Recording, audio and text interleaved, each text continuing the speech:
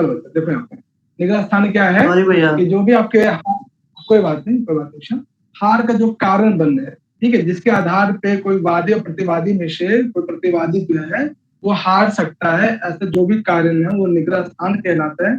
और निग्रह स्थान नामक जो पदार्थ है वो तर्क भाषा में अंतिम पदार्थ है।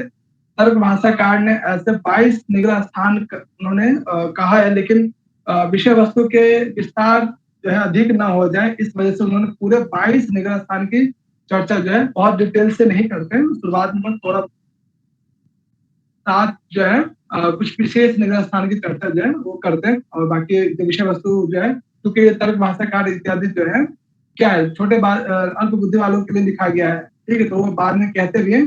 मैं जो हूँ इसे बहुत ज्यादा विस्तार में नहीं कहूंगा, तो जो है संक्षेप में ही कहकर वो अपनी बात को पूरी करते हैं। एक तो डेफिनेशन ध्यान रखना है आपको, और ये जो ये टोटल 22 होते हैं, ठीक है, जिनमें उन्होंने 7 का नाम वो देते हैं, न्यून, अधिक, अपसिद्धांत, अर्थांतर, अप्रतिमा नहीं अप्रतिमा होगा, मतानुज्ञा और विरोध आदि भेद से बहुत प्रकार के होते हैं, लेकिन विस्तार के भय से उन्होंने जो बहुत ही बस जस्ट कुछ निग्रह स्थान क्या है वो चर्चा करते हैं, ठीक है बच्चा। जिनमें से जो पहला है निग्रह स्थान न्यून। न्यून का मतलब क्या होता है बच्चा लोग, क्या समझते हैं इसको? वह न्यून यानी कि कम। हाँ, तो जब भी कोई डिबेट होता है किसी विषय वस्तु पे, तो वादी प्रतिवादी में से यदि वादी ने किसी टॉपिक पे कुछ कहा और सामने वाला उसका उत्तर नहीं देता है और जितनी जरूरत है उसके हिसाब से उत्तर नहीं दे पाता है, तो तब क्या समझा जाता है कि सामने वाला क्या हो गया, हार चुका है। तो न्यूनम क्या होता है, चलिए विशाल पढ़ना इसको। न्यून का जो डेफिनेशन, न्यून नामक निग्रह स्थान। हाँ, यद विवक्षितार्थे कश्चित् दूनम तद न्यूनम। यहाँ पे तब वैसे ही भैया जो मूल शब्द है वो तद न्यूनम है, यहाँ पे नकार आ गया है। हाँ बिल्कुल, ठीक है बच्चा। तो भावार्थ क्या है बता दो। यद यद यानी जब विवक्षित अर्थ से विवक्षित अर्थ में दोष आ जाए, कोई दोष आ जाए तो वो न्यून, तो उसे न्यून कहते हैं। हाँ, जितना हमें जरूरत है, ठीक है, सामने वाले जो भी प्रतिवादी है उसको हराने के लिए जितना हमें जरूरत है उतना हम नहीं कह पा रहे, कुछ थोड़ी किंचित थोड़ा बहुत कह रहे हैं, जितना जरूरत है जिसके आधार पर हम सामने वाले को हरा सकते थे, लेकिन हमने जो है उतना नहीं कुछ कहा, बहुत ही कम कहा, तो न्यून नामक निग्रह स्थान है, ठीक है। तो यानी जितनी हमें जरूरत है, जितने विवक्षित अर्थ है उससे किंचित पूर्णम, थोड़ा कम बोलना क्या आपके हार का कारण बनता है। वो क्या, कौन सा निग्रह स्थान है? न्यून नामक निग्रह स्थान है। तो एक आधार ये भी होता है कि दो डिबेट कर रहे हैं, ए और बी, 2%, यदि ए जो है बी के क्वेश्चंस का या बी के द्वारा जो भी उठाया गया प्रश्न है उसको जो है सही से उत्तर नहीं दे पा रहा है, थोड़ा ऐसा ही कुछ कह रहा है, तब माना जाता है कि एक ही हार हो गई, तो वही न्यून नामक जो है निग्रह स्थान। जस्ट इसका विपरीत है अधिक नामक अधिकम निग्रह स्थान, ठीक है। ये क्या होता है कि विवक्षितान किंचित अधिकम, कि जो जितनी जरूरत थी उससे कहीं ज्यादा बोल देना, वो भी आपका हार का कारण बनता है, ठीक है। तो आपने जो है 2 निग्रह स्थान पढ़ा, न्यून एक अधिक, यानी एक में किंचित न्यूनम, एक में किंचित अधिकम, ये 2 जो है क्रमशः निग्रह स्थान है। तीसरा है अपसिद्धांत। अपसिद्धांत का क्या मतलब है बच्चा? क्या अपसिद्धांत नामक निग्रह स्थान क्या होता है? सिद्धांत से विरुद्ध। हाँ हाँ, कोई आपने और सिद्धांत का क्या, हाँ सिद्धांत का क्या डेफिनेशन बच्चा, और सिद्धांत कितने प्रकार का होता है तर्क भाषा में, कौन बताएंगे? 4 प्रकार का। ओके, एक मिनट रुकना। हाँ इला, सिद्धांत कितने प्रकार का होता है, कौन कौन सा नाम बताना?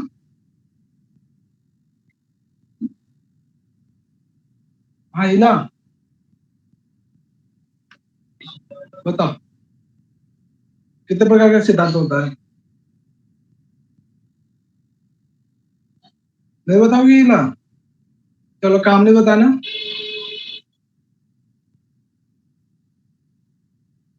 हाँ काम नहीं, मेरी आवाज आ रही है ना आप लोग को?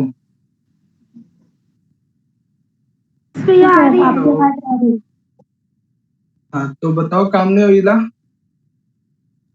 नहीं बताई। हाँ दीपिका बताना, कौन कौन सा सिद्धांत होता है? 4 प्रकार के होते हैं, स्वतंत्र, प्रतितंत्र, अधिकरण और हाँ अभ्युपगम। बहुत बढ़िया। ठीक है, ये चारों जो है, 4 प्रकार के जो है सिद्धांत हम लोगों ने देखा था। चारों को डेफिनेशन पता है ना, कौन सा सिद्धांत क्या होता है? तो उसी प्रकार से अप सिद्धांत नामक जो है एक निग्रह स्थान होता है, इसका डेफिनेशन पढ़ना दीपिका। सिद्धांताद अध्वंस अपसिद्धांत। हाँ, सिद्धांताद अध्वंसः, कि जो सिद्धांत सामने वाला जो है, एक ए और बी जो है दो लोग हैं, ठीक है, बी के किसी बात को काटने के लिए कोई सिद्धांत जो है ए देता है, लेकिन वो सिद्धांत जो है पूरी तरीके से प्रमाणित नहीं होता है, ठीक बैठता ही नहीं है।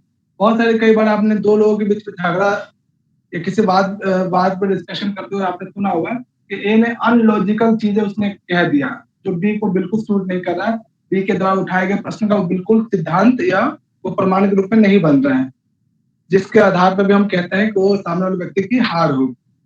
ठीक है, कई बार आपने महसूस किया होगा कि लॉजिकल फैक्ट इस तरह से वो अपने आप को कहते हैं या कोई ऐसा सिद्धांत प्रस्तुत करते हैं वो एग्जिस्ट ही नहीं करता है, इस आधार पर भी क्या हो सकता है, सामने वाले की हार हो सकती है। तो तीसरा जो निग्रह स्थान क्या हो गया, अप सिद्धांत।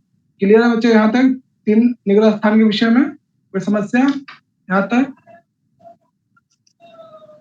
अब चलो बताओ। जी सर। ठीक है, चौथा आता है अर्थांतर। ये अर्थांतर का क्या मतलब होता है? इसके अर्थ में ही जो है इसके शब्द विशेष में अर्थ छिपा। आप बोलो बच्चा। अन्य अर्थ का ग्रहण, यानी जो जिस टॉपिक पे डिस्कशन हो रहा है, जिस टॉपिक पे डिबेट हो रहा है, उस टॉपिक से भिन्न किसी दूसरे टॉपिक पे यदि कोई उत्तर देने लगे, ठीक है, यदि बी ने किसी मुद्दे पे कुछ कहा, उससे संबंधित ना कह के किसी दूसरे टॉपिक पे कहने लगता है कोई वक्ता, तो इसका मतलब क्या हो गया, यानी अपने मूल टॉपिक से भटक जाना। ये भी क्या है, आपका हार का कारण बन सकता है कि नहीं? बताओ बच्चा। यदि मैं अभी आप लोग को तर्क भाषा पढ़ा रहा हूँ, अभी तुरंत मैं वेद शुरू कर दूं, ठीक है, तो जो टॉपिक चल रहा है वो टॉपिक से भिन्न टॉपिक हो गया, तो ये एक प्रकार क्या अर्थांतर है, यानी निग्रह स्थान। अगला जो है अर्थांतर, वो क्या कहलाता है कि जो विषय वस्तु चल रहा है उससे संबंधित किसी दूसरे विषय वस्तु के विषय में वर्णन करने लगना या बात करने लगना, वो भी आपके हार का कारण बन सकता है। तो पढ़ना सुझाता अर्थांतर का डेफिनेशन। जी सर। प्रकृति नाना अभिसिद्धार्थ वचनम अर्थांतरम। तो प्रकृतेन, ठीक है, यानी जो मूल टॉपिक है उससे अनभिसंबंधार्थ या उससे संबंधित जो है वचन का ना बोलना ही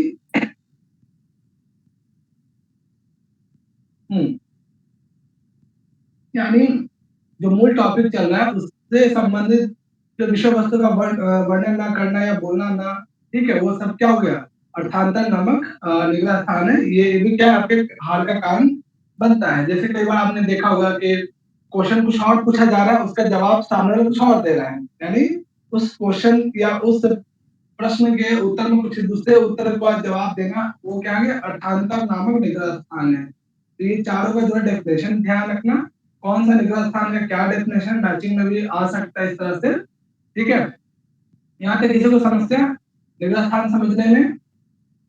अब चलो क्लियर है, यहाँ तक बहुत सिंपल टॉपिक है ये। जी भैया। तो बता ना। अब है अगला अप्रतिभा। अप्रतिभा किसको कहते हैं? क्या क्या बच्चा आपने न्यूज़ प्रतिभा है फिर से आवाज से आ नहीं रही आपको सर। प्रतिभा प्रतिभा ना होना। ओके, अगर कई बार आपने न्यूज चैनलों पे देखा होगा, दो लोग आपस में जो डिबेट कर रहे हैं, सामने वाला ए जो है कुछ कहा और बी को बिल्कुल उत्तर ही समझ में नहीं आ रहा क्या उसका जो है काउंटर आंसर इसका दे। ठीक है, कई बार आपने देखा हो डिबेट में भी या लड़ाई झगड़े में भी कि ए पर्सन कुछ कहता है तो बी वाले को जो है दिमाग में आता ही नहीं कि क्या क्या इसका जो है उत्तर या जवाब दूं। तो इस तरह क्या होता है, सामने वाले की हार हो सकती है। तो इसका डेफिनेशन क्या है, उत्तर अपरिस्फुटति, यानी समझ में नहीं आने के उत्तर क्या दिया जाए इसके जवाब में, ठीक है, वो अप्रतिभा नामक निग्रह स्थान है। यानी उत्तर का ना सूझना या उत्तर का ना दिखाई देना या उत्तर ना आना, ठीक है, उत्तर का स्पष्ट ना होना, वो क्या अप्रतिभा नामक निग्रह स्थान है। कई बार आपने देखा होगा कि एग्जाम में कुछ ऐसे क्वेश्चन आ जाते हैं, समझ में नहीं आता कि क्या क्वेश्चन पूछा जा रहा है ना, उत्तर का ना पता होना है अप्रतिभा नामक निग्रह स्थान है। इससे भी क्या होता है, सामने वाले की हार हो सकती है। क्लियर है बच्चा, यहाँ तक कोई समस्या? चले आगे। जी सर क्लियर। तो अभी हम लोगों ने जो जो निग्रह स्थान पढ़ा उसका क्या है, क्रम क्या क्या है? हाँ, क्रम बताना, जो जो भी हमने निग्रह स्थान पढ़ा। न्यून, अधिक, अपसिद्धांत, अर्थांतर, अप्रतिभा। वेरी गुड, ठीक है। तो साथ ही साथ ध्यान रखना और क्रम से भी टोटल 22 है, लेकिन आपको साथ ही याद रखने की आवश्यकता है, ठीक है। चलो अगला है छठा नंबर, मतानुज्ञा। इसका क्या अर्थ होता है बच्चों? हाँ, मम्मी आपकी आवाज थोड़ी सी ब्रेक होती है। किसी को जो मत होगा ना, एक विचार है ना, उसकी अकॉर्डिंग ना करना अनुज्ञा। मतानुज्ञा, हाँ, कोई और कुछ कहेंगे इस पे बच्चों? अपने और बच्चा अपने मत का बोलो तो सही बता देते हैं। सर अपना मत रखना, मतलब हम डिबेट करते ना तो अपना ही मत रखते हैं ना, दूसरे वाले के जरिए से नहीं सोचते, अपने थिंकिंग रखते हैं। अच्छा, वो मतानुज्ञा हो गया। चलो आप कोई और कहेंगे इस पे? भैया जैसे अपना मत हुआ और सामने वाले का जो मत हुआ, दोनों को स्वीकार करना। नहीं, अपना मत तो स्वीकार करता ही नहीं कोई इंसान, ठीक है। ये मतानुज्ञा क्या होता है, किसी दूसरे के मत को फॉलो कर लेना, कि सामने वाला जो कहे चलो ठीक है। अब कई बार आपने देखा होगा कि ए और बी जो है, ठीक है, दो व्यक्ति के बीच में डिबेट हो रहा है, ठीक है। बी ने कोई ऐसा लॉजिकल कोई बात रखा, ए के पास उत्तर सूझ नहीं रहा, फिर ए कहते चलो ठीक है भाई आपकी बात सही है, यानी ए हार मान जाता है, बी के किसी एक बात को, किसी एक मत को मान लेता है, चलो ठीक है जो आप कह रहे हो बिल्कुल सही कह रहे हैं। तो इसका क्या, पराभिमत स्वार्थस्य, यानी कोई व्यक्ति जो है पराभिमत किसी दूसरे के मत को, ठीक है, स्व प्रतिकूल से, सामने वाला यानी ए जो व्यक्ति है उसके लिए बिल्कुल प्रतिकूल है, उसके अनुकूल वो मत नहीं है, फिर भी जो है वो क्या कर लेता है, पराभिमत किसी दूसरे के मत को मान लेता है कि चलो ठीक है, तो हमें अभिज्ञानम स्वीकार, यानी खुद जो है ए जो हार मान जाता है सामने वाले मत का या सामने वाले के किसी लॉजिक, तो वो अपने आप को एग्री करा लेता है, ठीक है आप सही हम गलत है, ठीक है। कई बार आपने डिबेट में जो है जब कोई किसी को उत्तर समझ में नहीं आता है तो चुप हो जाता है, सामने वाले के मत को जो है वो कहता है ठीक है जो आप कह रहे हैं बिल्कुल सही कह रहे हैं। तो क्या दूसरे का मत का जो है अनुसरण करना, वो क्या कहलाता है, मतानुज्ञा नामक निग्रह स्थान। कई बार डिबेट में क्या होता है कि दो व्यक्ति के बीच कोई डिबेट हो रहा है, ए और बी, ठीक है, तो ए पर्सन जो है बी के मत को स्वीकार करके अपनी हार स्वीकार कर लेता है, वो निग्रह स्थान क्या कहलाता है, मतानुज्ञा कहलाता है, ठीक है। तो अभी हम लोगों ने कितने निग्रह स्थान पढ़ा हम लोगों ने अभी तक, बोलो? 6। हाँ, टोटल कितने हैं? 5 6 हुआ सर, 6 हुआ। टोटल 6 हुआ ना? हाँ देख, न्यून अधिक अपसिद्धांत, अगला देख लो, अर्थांतर अप्रतिभा, अधिक अपसिद्धांत अर्थांतर मतानुज्ञा। हाँ, और सातवां है विरोध। विरोध क्या कब होता है बच्चा? विरोध नामक निग्रह स्थान।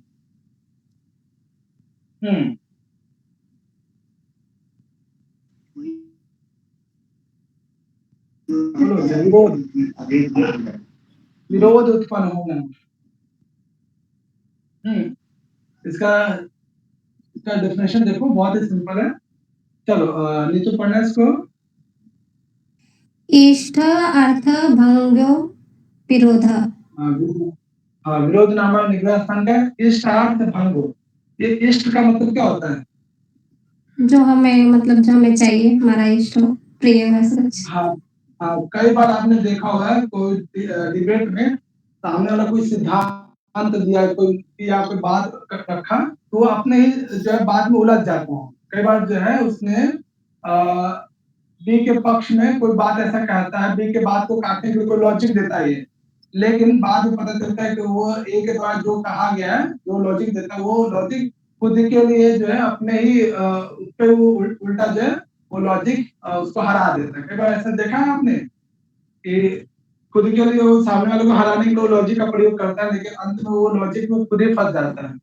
कभी डिबेट में तो देखा मेरे है साथ आप तो लोगों ने? 2-3 बार हुआ है। 2-3 बार हुआ है।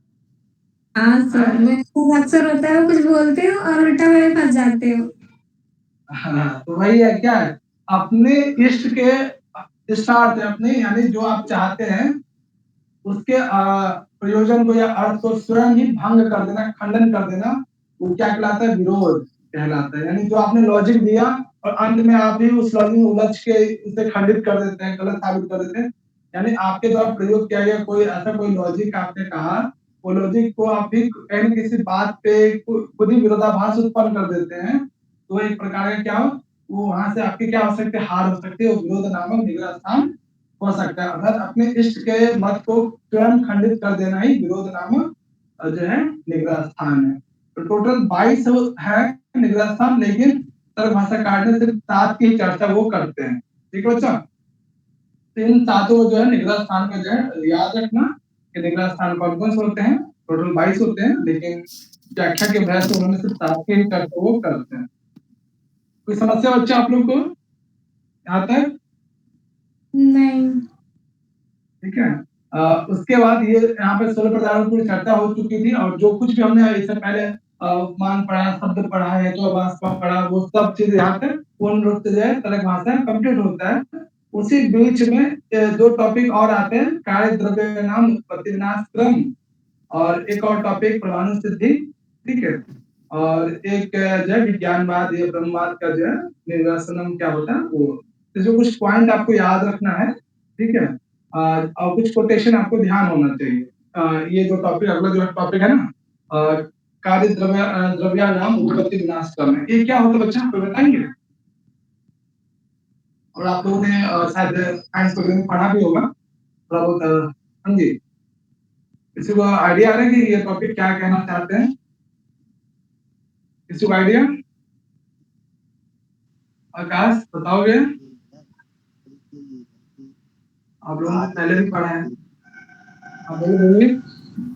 जो जो कार्य है ना उसका, उसकी मतलब उत्पत्ति और विनाश का क्रम कैसे होता है द्रव्य से, वही मतलब कार्य क्या सत्ता और असत्ता होना। हाँ क्या? Okay, very good. आदित्य क्या कह रहे हो? वो एटम वाला कि वो थोड़ा थोड़ा मतलब रहता है अपने उत्पत्ति से पहले भी, वही वाला है। हाँ वही वाला है। ठीक है, चलो कुछ पॉइंट इसमें आपको ध्यान रखना है, कुछ कोटेशन इसमें जो है बहुत विस्तार में ये पूरा वर्णन है। ठीक है, आप लोग केमिस्ट्री पढ़ते होंगे, साइंस पढ़ते होंगे, 9th में पढ़ा होगा, उसमें आपने एटम्स का नाम सुना होगा, मॉलिक्यूल्स का नाम सुना होगा, याद आ रहा है कुछ? हाँ चलो, मुझे सब किसी भी मैटर, हाँ किसी भी तत्व का या मैटर का सबसे स्मॉलेस्ट जो पार्ट है या यूनिट है, क्या कहलाता है? बताओ चलो, याद है? परमाणु। एक बार तो परमाणु कहलाता है। अच्छा, किसी भी मैटर का सबसे स्मॉलेस्ट जो पार्ट है क्या कहलाता है? आपने साइंस में पढ़ा भी होगा। हाँ चलो, नहीं पढ़ा है ध्यान देख लो। यहाँ पे जो है देखेंगे, हाँ ठीक है। देखिए यहाँ पे कोई भी जो है कार्य या द्रव्य है उसकी उत्पत्ति कैसे होती है और उसका क्या विनाश क्रम है, जो आपने पढ़ा होगा वेदांत सार में भी। सबसे पहले क्या उत्पन्न होता है, उससे फिर क्या उत्पन्न होता है, जब प्रलय अवस्था आता है तो कौन सा चीज किसमें विलीन हो जाता है, याद आ रहा है विधान साधन में टॉपिक? अब चलो तो बताएंगे सबसे पहले क्या उत्पन्न होता है विधान साधन के अनुसार? पृथ्वी सर। पृथ्वी नहीं, तो पृथ्वी तो सांख्य नहीं के उत्पन्न। हाँ पता बच्चा, विधान सार के अनुसार सबसे पहले क्या उत्पन्न सर हुआ था? आकाश, आकाशात वायु, आकाश। वायु अग्नि, अग्निराप। सूक्ष्म अवस्था में उत्पन्न होता है, तो स्थूल बनाने के लिए पंचीकरण प्रक्रिया होता है, ठीक है ना। चलो यहाँ पे थोड़ा सा अंतर है, चलो बच्चे ये जो है ये कोटेशन थोड़ा सा ध्यान रखना। ये कार्य द्रव्य उत्पत्ति विनाश क्रम का जो है इनके विषय में कहा जा रहा है। पृथ्वी आदि नाम चतुर नाम, ये चतुर नाम शब्द किसके लिए प्रयोग किया गया? पृथ्वी आदि कितने पदार्थ वायु का गया तो क्या क्या पृथ्वी? पृथ्वी, जल, तेज और वायु शायद। हाँ वेरी गुड। इनका क्या करेंगे देखेंगे हम लोग, इनका क्या उत्पत्ति क्रम है, इनका विनाश क्रम क्या है, ठीक है। जो जिससे उत्पन्न होता है प्रलय अवस्था में वो अपने अपने कारणों में विलीन हो जाता है। ये चीज आपने विधान साल में पढ़ा, सेम चीज यहाँ पे पढ़ोगे। तो देखो यहाँ पे एक परमाणु और एक परमाणु आपस में अगर समवायीकरण से आपस में अगर उसको जोड़ते हैं तो ये क्या बनता है, ठीक है। आपने देखा भी होगा उसमें केमिस्ट्री वगैरह में, ठीक है, उधर तो नहीं जाऊंगा, इस तरह देख लीजिए। इसमें जो क्वेश्चन पूछा जाएगा मेनली तो ये कोटेशन ध्यान रखना ये, ठीक है। और साथ ही साथ जो है एक दो परमाणु का आपस में अगर ऐड करते हैं तो एक द्विअणु बनता है। 3 द्विअणु को अगर ऐड करते हैं आपस में संयोग कराते हैं तो एक त्रयाणु बनता है। इसी प्रकार से प्रक्रिया चलता रहता है। तो 4 प्रकार के त्रयाणु को अगर आपस में जोड़ते हैं तो चतुराणु बनता है। बहुत सारे चतुराणु मिलकर स्थूलतर द्रव्य बनता है। फिर वो स्थूलतर द्रव्य से स्थूलतम द्रव्य बनता है। स्थूलतम द्रव्य से पृथ्वी बनता है। पृथ्वी से जल बनता है, जल से तेज, तेज से वायु। ये जो प्रक्रिया जो यहाँ पे आप देख रहे हो एक तो क्रम याद रखना, साथ ही साथ कुछ चीजें इसमें आपको एक दो चीजें आपको ये ध्यान रखना है। तो ये वाला कोटेशन इसमें जो है आदि नाम चतुर्नाम से क्या तात्पर्य है। दूसरा इसमें ये जो आप फर्स्ट रिएक्शन देख रहे हो, ठीक है, इस रिएक्शन में समवायी कारण क्या होगा, असमवायी कारण क्या होगा, अनियमित कारण क्या होगा, कोई बताएंगे? जैसे तंतुओं पट को आपस में जोड़ते हैं तो तंतु से पट बनता है, ठीक है। तो उसमें आपने देखा वो समवायी कारण क्या, असमवायी कारण, अनियमित कारण क्या होता है। उसी प्रकार से इस वाले कोटेशन में, इस वाले रिएक्शन में समवायी कारण क्या है, असमवायी कारण क्या है, अनियमित कारण क्या होगा, कौन बताएंगे बच्चा? दो परमाणु आपस में मिल रहे हैं तो एक द्विअणु बनते हैं, इसमें समवायी कारण क्या होगा बच्चा?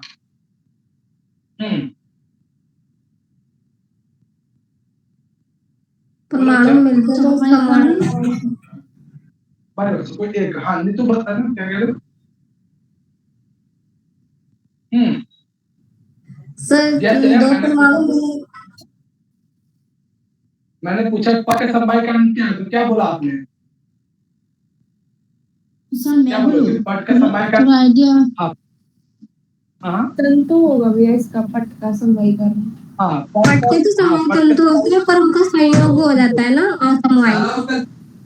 हाँ तो उसी प्रकार से जैसे पट का समवायी कारण तंतु आपने बोला तो उसी प्रकार से एक द्विअणु का समवायी कारण क्या हुआ, ये दोनों परमाणु होंगे, ठीक है। इसको ऐसे भी समझ लो, तंतु पट, बहुत सारे तंतु मिलकर पट बनते हैं, ठीक है। तो वही है कि दोनों परमाणु जो है वो क्या होंगे, इस द्विअणु के क्या होंगे, समवायी कारण होंगे। इन दोनों का जो संयोग हो रहा है, तंतुओं का आपस में संयोग हो रहा है, उनका संयोग असमवायी कारण होगा। और इन दोनों को जो एक कर रहा है वो जो शक्ति है अदृष्ट आदि, जो शक्ति है अदृष्ट आदि में क्या क्या है, ईश्वर की शक्ति आ जाएगी, ईश्वर की शक्ति, इच्छा आ जाएगा, प्रयत्न आ जाएगा, ठीक है। वो सभी क्या होंगे, इसके निमित्त कारण होंगे, ठीक है। ये परमाणु तो अपने में नहीं मिल रहा होगा, ईश्वर की शक्ति या ब्रह्म की शक्ति के द्वारा ही ये परमाणु आपस में मिल रहे होंगे तो एक द्विअणु बना रहे हैं।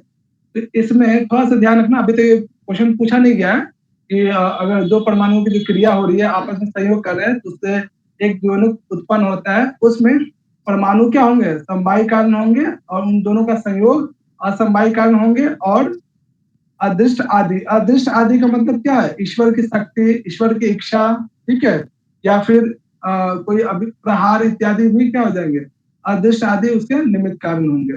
तो ऐसा अभी तक पूछा नहीं है, लेकिन ये भी हो सकता है कि आपका कुछ दे दे इस तरह से। एक क्वेश्चन आपसे भी से, यहाँ पे परमाणु में ऊ की दीर्घई ऊ है, जबकि तो हर्ष ऊ होता है, यहाँ पे दीर्घई ऊ क्यों है बच्चा, बोलो। की बच रहे हैं ना, परमाणु और एक परमाणु। हाँ हाँ, दो परमाणु की बात की जा रही है ना, बहुत बढ़िया, ठीक है। चलो, तो ये चीजें थोड़ा सा ध्यान रखना कि एक द्विअणु के निर्माण में दोनों परमाणु, उनका क्या है, दोनों परमाणु समवायी कारण है, इन दोनों का जो संयोग हो रहा है आपस में वो असमवायी कारण होंगे, और जिस शक्ति के कारण, जिस अदृष्ट नामक शक्ति के कारण, अदृष्ट शक्ति में क्या क्या आ जाएंगे, ईश्वर का प्रयत्न, ईश्वर की इच्छा, ठीक है, ब्रह्म की शक्ति, वो सभी उसके निमित्त कारण होंगे, तो याद रखना। उसी प्रकार से इसमें समवायी कारण क्या होगा बच्चा, नीचे वाले कोटेशन में, नीचे वाले रिएक्शन में, ये वाला बताओ। जैसे इसको आप लोगों ने करा वैसे इसका करके बताओ। इस त्रयानुक में समवायी कारण क्या होंगे, वही द्वय जो अणु है ना, वो इनके लिए जो संयोग समवायी कहा, और इनके लिए जो संबंध है असमवायी। हाँ, तो बस वही सेम चीज है, त्रयानुक बने या चतुरानुक बने, सबका समवायी कारण वो उनमें, जिसके कारण वो चतुरानुक बन रहा हो, त्रयानुक बन रहा हो, ठीक है। जैसे एक द्विअणुक में ये दोनों परमाणु उनके समवायी कारण, उसी प्रकार से एक त्रयानुक में ये तीनों जो त्रयानुक उनके त्रय द्विअणुक उनके क्या हो जाएंगे, समवायी कारण, आपस में जो संयोग होगा वो जो असमवायी कारण, और अदृष्ट आदि जो है उनके निमित्त कारण, सब में सेम ही है, ध्यान रखिएगा, ठीक है। बस यहाँ पे फर्स्ट वाले में परमाणु होगा, सेकंड वाले में द्विअणुक आ जाएंगे, थर्ड वाले में त्रयानुक उनके समवायी कारण हो जाएंगे, चेंज हो जाएंगे। बस देखिएगा कि आपस में क्या मिल रहा है, ठीक है बच्चा। ये चीजें थोड़ा सा ध्यान रखना, समवाय सबका असमवाय और निमित्त कारण सेम ही होगा, ठीक है। बाकी बस आपका वो चेंज हो जाएगा समवायी कारण, ठीक है बच्चा। ये चीजें देखने के बाद आपको एक कोटेशन और क्या ध्यान रखना है, ये वाला कोटेशन, ये कोटेशन। हाँ, इसका क्या मतलब होता है बच्चा, बताओ क्या कहा जा रहा है इसमें।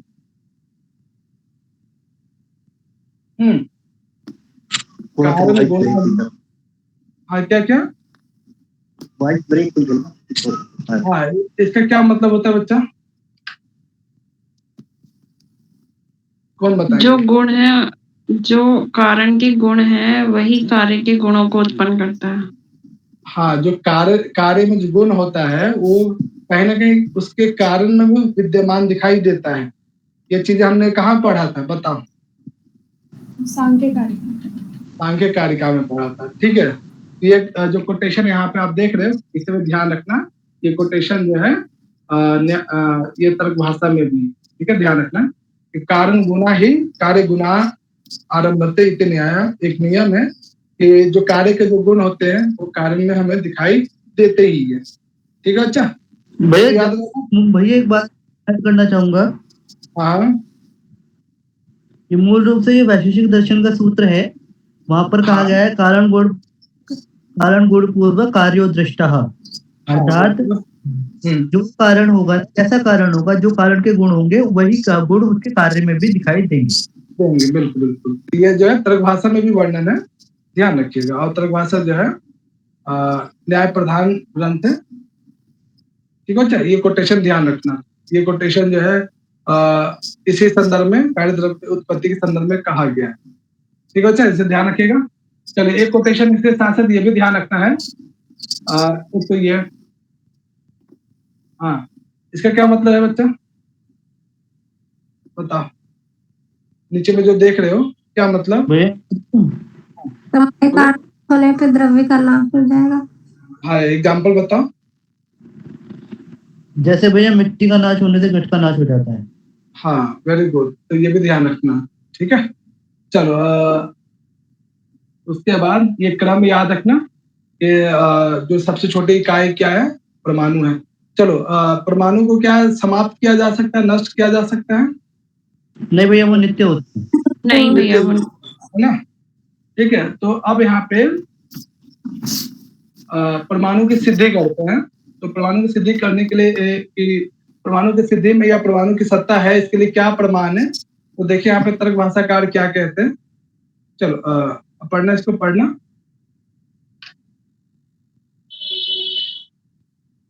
किम पुनः परमाणु सद्भावे प्रमाणम हाँ ठीक है, आगे पढ़ो। उच्यते यदिदं जालं सूर्यमरीचिस्थं सर्वथा सूक्ष्म त्वं रज उपलभ्यते तत् स्वल्परिमाण द्रव्य आरम्भदं कार्य द्रव्यत्वाद घटवत्। हाँ तो कुछ समझ में आ रहा है कि ये कोटेशन जो है परमाणु की सत्ता है, इस संसार में परमाणु है, ठीक है, इसके विषय में बताता है ये कोटेशन। कैसे, कौन बताएंगे?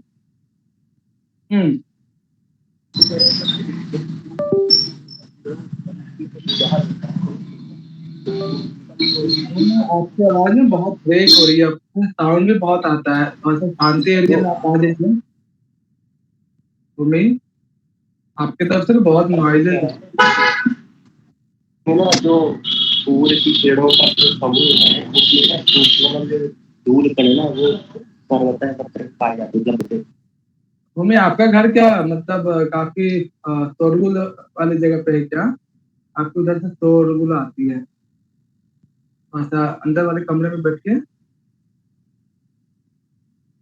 हाँ भूमि के अतिरिक्त कोई और बताएंगे? भूमि ने बिल्कुल जहाँ तक मैंने सुना सही बता रहे थे। हाँ कोई और बच्चा? चलो कोई और बताना चाहेंगे?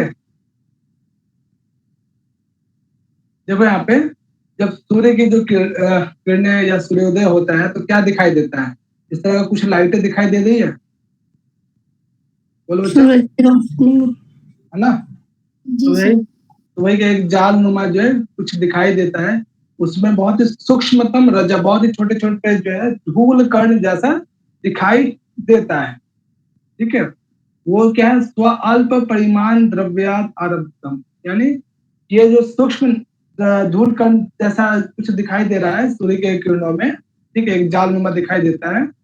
ये कब बना होगा इस तरह? ये अपने से छोटे छोटे परिमाण वाले द्रव्यों से बना होगा।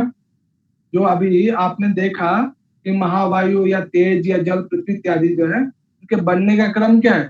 सबसे छोटे सबसे छोटे छोटे चीजें परमाणु आपस में मिला, दो परमाणु से एक द्विअणु बना, ऐसे करते करते करते जो है ये पृथ्वी जल तेज वायु आकाश इत्यादि बना था। तो वही यहाँ पे कह रहे हैं कि जो सूर्य मरीचिस्त यानी सूर्य के किरणों में एक जो जालम सर्वत है, एक सभी जगह जो एक जालनुमा जो है एक सूक्ष्मतम रजा उपलब्धते, सूक्ष्म धूल कण जो दिखाई देता है वो क्या है, स्व अल्प परिमाण द्रव्य, वो अपने से सूक्ष्म द्रव्यों के परिमाण से छोटे छोटे परिमाण से वो निर्मित हुआ होगा, बना होगा। जैसे कार्य द्रव्यत्वाद घटवत, जैसे घट का निर्माण होता है, छोटे छोटे अवयव आपस में मिलकर एक मिट्टी का कपोल बनता है जिसके कारण जो एक घट बनता है। उसी प्रकार से जो सूर्य के रोशनी में एक किरणों में जो छोटे छोटे कण दिखाई दे रहा है, वो कण भी अपने से छोटे छोटे परिमाण द्रव्य से निर्मित हुआ होगा। वो सबसे छोटा तत्व क्या है, वो फिर वो कहते हैं, सिद्ध करते हैं, वो वास्तव में क्या है, परमाणु है। वही परमाणु आपस में बहुत सारे मिलकर इस सूर्य के किरणों में वो जो है धूल कण के रूप में दिखाई देता है। इस तरह से वो पूरी व्याख्या करते हैं उसमें, ठीक है। तो एक तो ये कोटेशन थोड़ा सा ध्यान रखना, ये कोटेशन जो है परमाणु की सत्ता को सिद्ध करता है, ठीक है। ये कोटेशन अगर दे दिया जाए, पूछा जाए कि ये कोटेशन किस ग्रंथ में वर्णन है, क्या बोलोगे आप लोग? तर्क भाषा। ठीक है, ये कोटेशन थोड़ा सा ध्यान रखना। और इससे पहले जो आपने पढ़ा ये कारण गुण वाला, ठीक है, ये थोड़ा ध्यान रखना। और ये जो कार्य द्रव्य उत्पत्ति विनाश क्रम जो है कोटेशन में जो आदि नाम है वो किसके लिए प्रयोग किया गया वो ध्यान रखना। और साथ ही साथ ये जो कोटेशन है ये वाला परमाणु ये नहीं, नीचे था एक कोटेशन, हाँ ये वाला, ये वाला, इसका क्या मतलब है बच्चा?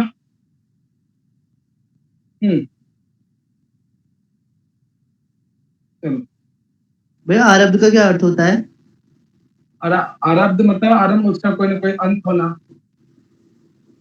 भैया इसका अर्थ है तस्माद अनारब्ध एवं परमाणु, मतलब जिसका अंत नहीं होता वो परमाणु है, तस्माद अनारब्ध। हाँ, परमाणु का अंत नहीं हो सकता, परमाणु का और छोटा से छोटा भाग नहीं किया जा सकता। जब तस्माद तस्माद ये तस्माद जो है वो उसका है पंचमी का एक वचन रूप है तस्माद, यानी कि इसलिए अनारब्ध एक परमाणु, जो परमाणु है वो, इसलिए परमाणु जो है वो अनारब्ध कहे जाते हैं, यानी कि अंत रहित कहे जाते हैं। हाँ, परमाणु को जो है इसका विभाजन नहीं किया जा सकता है। सोचो ये ग्रंथ जो है 13वीं शताब्दी का, उससे पहले भी जो न्याय दर्शन में परमाणु के विषय में बता दिया गया था कि परमाणु को जो है अविभक्त है और छोटे छोटे पार्ट में विभक्त नहीं किया जा सकता है। अब तो परमाणु से भी छोटे छोटे फॉर्म में इतना साइंस आगे बढ़ गया कि परमाणु को भी छोटे छोटे भाग में बांटा गया है, उसका भी अलग अलग नाम दिया गया मॉडर्न साइंस वालों की तरफ से। ये कोटेशन अगर दे दिया अनारब्ध एवं परमाणु, परमाणु के अविभक्त है, परमाणु को विभक्त नहीं किया जा सकता है, तो ध्यान रखना कि कोटेशन जो है अलग भाषा में, ठीक है। इस वाले कोटेशन में ये 2-3 पॉइंट आप लोग ध्यान रखेंगे, ठीक है। अब चलो ये 2-3 पॉइंट परमाणु से दे लें और कुछ 2-3 पॉइंट ये उत्पत्ति विनाश क्रम में, और जो हम लोगों ने पढ़ा था निग्रह स्थान में, वो पूरा ध्यान रखना। तो कुछ विशेष नहीं, 2-3 जो है सेंटेंसेस आपको याद रखना चाहिए। उसके बाद जो है एक टॉपिक आता है छोटा सा, उसमें बौद्ध के मतों का वो जो है खंडन करते हैं, ठीक है। वो कहते हैं कि ब्रह्म जैसा चीज ऐसा कुछ है नहीं, ठीक है। जो बौद्ध दर्शनवादी हैं वो मानते हैं कि ब्रह्म का साक्षात्कार तो होता ही नहीं है, तो उसकी जो सत्ता ही नहीं है, तो फिर जाके न्यायवादी उसका जो है उसके मत को जो है खंडित करते हैं। उसी क्रम में एक सिद्धांत वो आगे देते भी है, विज्ञानवाद ब्रह्मवाद निरसन, ठीक है। इसी के अंतर्गत एक कोटेशन आता है ये, ठीक है। इसको थोड़ा सा ध्यान रखो इस कोटेशन को। चलो इसको पढ़ना, मोनिका पढ़ना इसको। जी सर।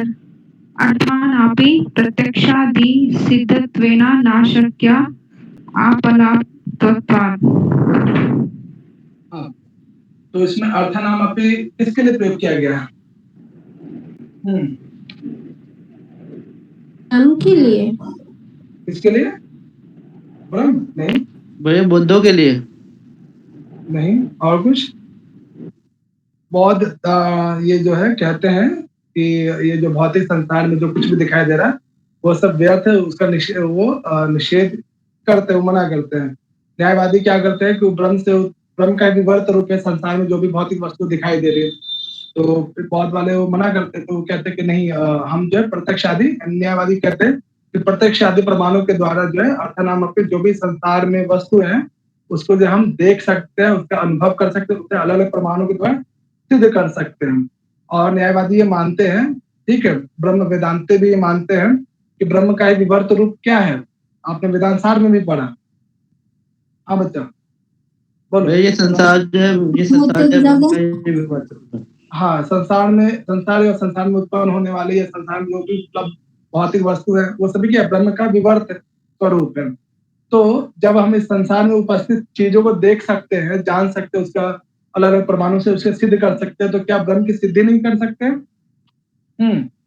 बोलो भैया कर सकते हैं, फिजिकल तो कर सकते हैं पर पता नहीं अरे विश्वास तो कहीं तो रखना पड़ेगा, नहीं तो फिर दोष उत्पन्न हो जाएगा ना, अनंत दोष। यदि कारण है तो कारण, यदि कार्य है तो कार्य को बनाने वाला भी होगा। ठीक है। जो अभी आपने एक सिद्धांत पढ़ा था ना, अभ्युपगम सिद्धांत, एक को सिद्ध कर, सॉरी अधिकरण सिद्धांत, एक को सिद्ध करो, उसके आधार को सिद्ध करो, उसके साथ साथ बहुत सारी चीज अपने आप सिद्ध हो जाती है, ठीक है ना। तो उसमें जो है अनंत दोष उत्पन्न हो जाएंगे, कहीं ना कहीं आपको उसमें विश्वास रखना पड़ेगा, ठीक है। तो वही कह रहे हैं यहाँ पे। तो ये कोटेशन जो है न्यायवादी प्रयोग करते हैं बौद्धिक विचारों को खंडन करने के लिए। तो कोटेशन थोड़ा सा ध्यान रखना, ठीक है। इसके बाद वो फिर ब्रह्मवाद को भी सिद्ध करते हैं, लंबा टॉपिक चलता है, लेकिन इसमें आपको एग्जाम के पॉइंट ऑफ व्यू से ये कोटेशन थोड़ा सा ध्यान रखना, ठीक है। उसके बाद जो है अगर पढ़ना है तो इसमें बहुत सारी चीजें इसमें दिया हुआ है पढ़ने के तौर पे। बाकी एग्जाम के पॉइंट ऑफ व्यू से अगर देखना है तो बस ये चीजें थोड़ा ध्यान रखना कि सत्ता 3 प्रकार की होती है, ठीक है। एक पारमार्थिक सत्ता, व्यवहारिक सत्ता और एक प्रातिभाषिकी सत्ता। इन तीनों में क्या डिफरेंस है, कौन बताएंगे? पारमार्थिक सत्ता, व्यवहारिक की सत्ता और प्रातिभाषिक सत्ता, ये सत्ता 3 प्रकार की होती है किसी भी चीज की। हाँ, अभी जो हम लोग गूगल मीट के थ्रू एक दूसरे को देख रहे हैं, समझ रहे हैं, जान रहे हैं, वो कौन सी सत्ता है? पारमार्थिकी है, व्यवहारिकी है या प्रातिभाषिकी है? हाँ चलो, भैया वो व्यवहारिक ही है। व्यवहारिक होने चाहिए। हाँ व्यवहारिक है ना। तो सत्ता 3 प्रकार में से जो व्यवहारिक सत्ता कौन सी, जो संसार में रह के कोई व्यक्ति विशेष जो है करता है, जो कार्य विशेष जो भी करता है, वो क्या है, प्रैक्टिकली हम लोग एक दूसरे को देख रहे हैं, जान रहे हैं, बोल रहे हैं, समझ रहे हैं, ठीक है। वो क्या होगा, व्यवहारिक सत्ता। दूसरा है प्रातिभाषिक सत्ता। क्या होती है कि जो वस्तु जैसे उसे उस वस्तु में, वो वस्तु उस रूप में ग्रहण ना होना। जैसे रस्सी को साफ समझना या फिर सुक्ति में जो चांदी का भास होना, वो कैसी सत्ता है? बोलो। प्रातिभाषिकी होगी। प्रातिभाषिक सत्ता है वो, ठीक है, आपके मन की कल्पना है या फिर मन में जो अज्ञानता है उसके कारण से उत्पन्न हो रहा है, ठीक है। तो जैसे सुक्ति में रजत की प्रतीति, ये क्या हो जाएगा, प्रातिभाषिक सत्ता। और अंतिम है पारमार्थिक सत्ता। ये क्या होता है बच्चा? ईश्वरी या भगवान से जो रिलेटेड। हाँ, जो ब्रह्म से संबंधित जो सत्ता है, ठीक है। तो परम श्रेष्ठ जो सत्ता है, जिसका जहाँ पे जो है मोक्ष इत्यादि की प्राप्ति हो सकती है या केवल की जो प्राप्ति है, वैसी जो सत्ता पारमार्थिक यानी परम स्थान जो है, यानी ब्रह्म का जो स्थान है, वो वैसी सत्ता जो पारमार्थिक की। तो इसमें ब्रह्म की सत्ता कौन सी होगी? ब्रह्म की सत्ता पारमार्थिकी है, व्यवहारिकी है या प्रातिभाषिकी है? भैया परमार्थिकी। प्रामार्थिकी। ब्रह्म का साक्षात्कार करके आप केवल या मोक्ष की प्राप्ति कर सकते हैं। अब इसमें नीतू कहेगी पता नहीं कर सकते कि नहीं कर सकते, ठीक है। तो ये कुछ